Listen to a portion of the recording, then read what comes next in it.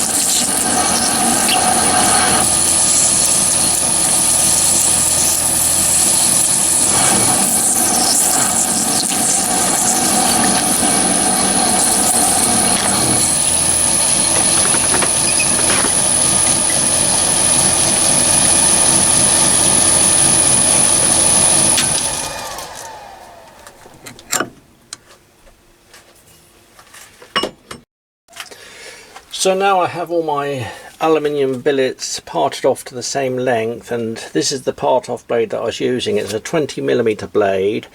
Now this is one that I've strengthened with a piece on the underside here. I brazed this piece on because I found that with the 20mm part off blades, they have a tendency of pushing the tip down.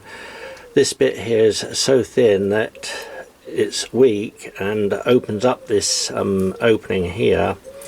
So I found you can actually braze a piece on the bottom here so it comes up to the tool holder, and then there's no chance of that actually bending.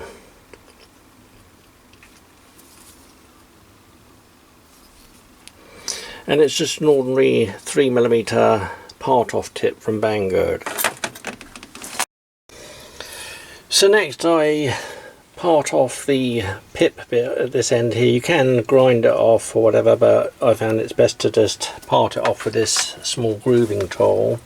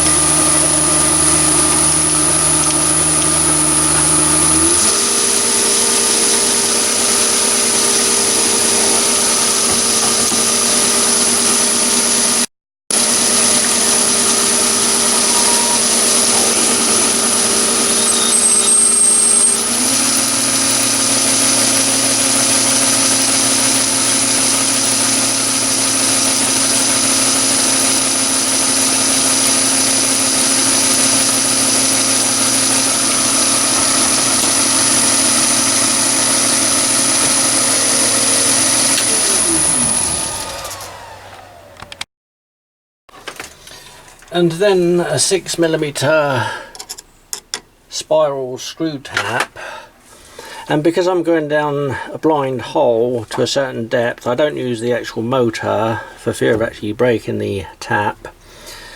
And if you have the handle on the Chinese Mini Lathe, you can actually wind that one, but I just wind it in using my pulley wheel. And I just go down a certain depth, and then I finish this off in the vise. And this just ensures that the tap goes in nice and square, and it is actually much easier just to finish them off in the vise.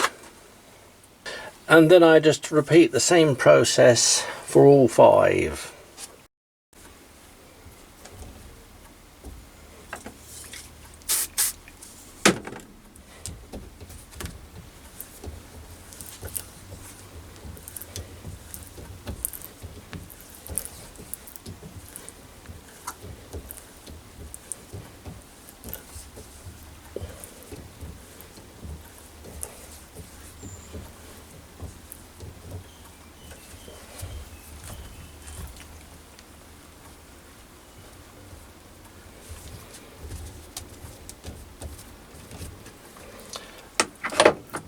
And that's the thread finished on all of them.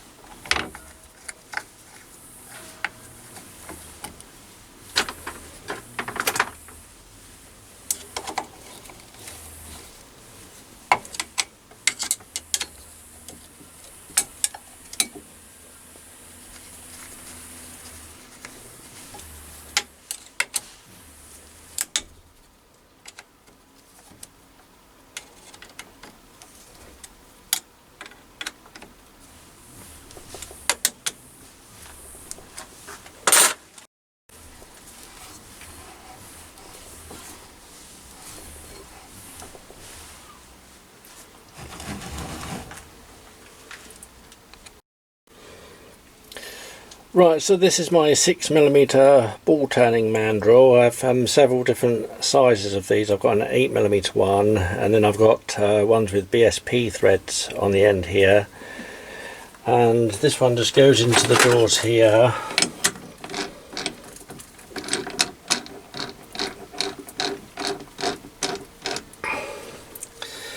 And then the component screws onto the end of that one up to the stop, or up to the end of the thread.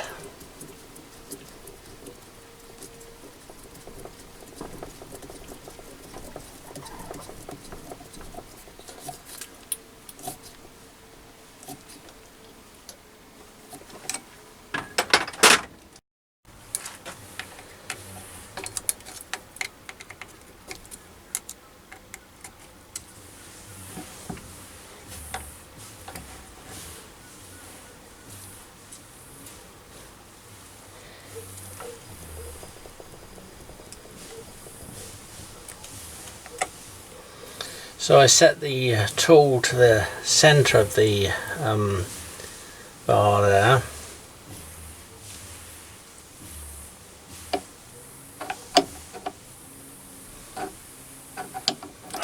Then I take the ball turning attachment round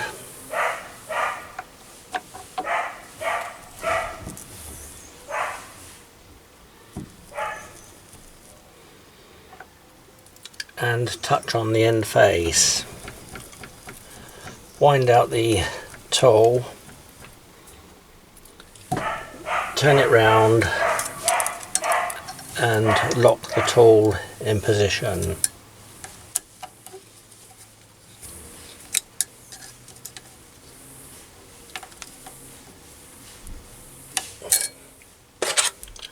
And lock the saddle.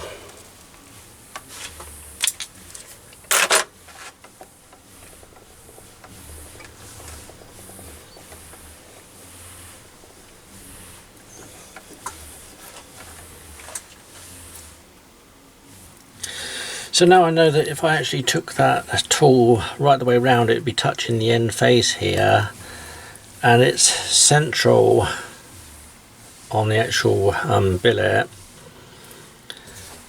and you can see that when it touches either side. So now it's all ready to go.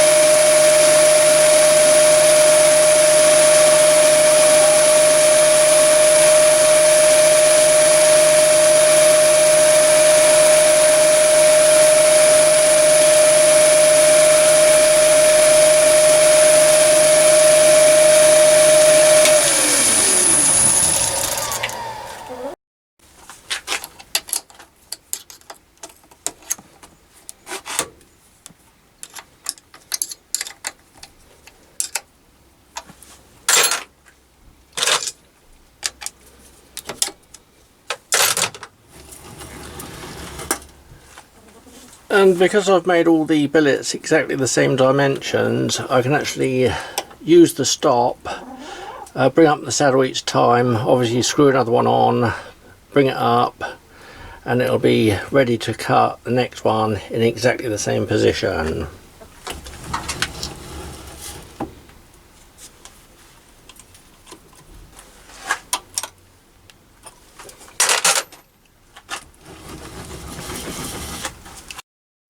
And also, setting the stop like this, you can actually take the tool right out of the way so you can give each one a polish before you take it off.